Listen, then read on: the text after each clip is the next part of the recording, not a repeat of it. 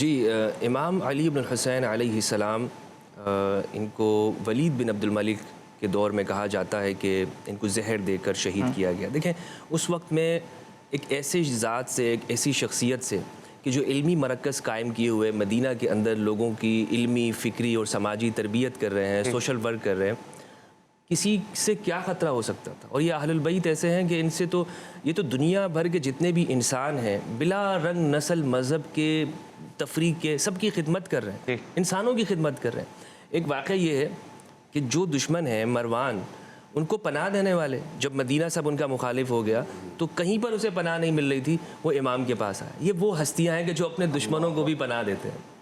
تو اندازہ لگائیں کہ ان کو پھر شہید کیا گیا، اور یہ تو ایک تاریخ ہے، نہ صرف امام کو بلکہ امام کی آگے آنے والی جو نسل ہے، زید شہید ہے، پھر ان کے جو پورا ایک تسلسل ہے، جتنی قربانیاں اس امام نے آگے پھر دی ہیں، ان کی نسل نے دی ہیں، تو یہ ہمیں صرف کربلا تک بات ختم نہیں ہو جاتی، اس سے آگے بھی چلتی ہے۔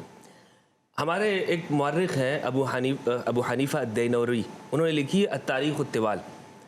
وہ بڑا واقعہ عجیب، انہوں نے ایک جملہ لکھا ہے۔ وہ کہتے ہیں کہ یہ جب کربلا ہو گیا نا، اور یہ جب ائمہ اہل البیت اور اس خانوادے کے یہ جو 72 سروں کو لے جایا گیا اور اس طرح ان کے سروں کو پھینکا گیا، اور وہ ساری مظلومیت اور اس واقعے کو منظر کشی کرنے کے بعد وہ ایک جملہ لکھتے ہیں، جس جملے نے مجھے تو کم از کم میرے دل کو، میرے ایک یوں سمجھ لیں کہ ہلا کے رکھ دیا۔ وہ کہتے ہیں کہ ابھی رسول کو گزرے ہوئے 50 سال ہوئے تھے۔ اللہ اکبر۔ ابھی خاتم النبیین ان کو گزرے ہوئے 50 سال ہوئے تھے کہ یہ سب کچھ ہوا ہے۔ تو اس کی گہرائی کو دیکھیں، سمجھنے کی کوشش کریں کہ یہ کیا سب کچھ ہوا۔ امام زین العابدین علیہ السلام وہ اس بات کا بھی تعارف کرتے ہیں کہ انا ابن، میں بیٹا ہوں، انا ابن الذی قتل صبرا وکفی لی بذلک فخرا، میں اس کا بیٹا ہوں کہ جنہیں گھیر کے قتل کیا گیا۔ اللہ اکبر۔ اور میرے لیے فخر کی یہی بات ہے کہ میرا تعارف یہی ہے۔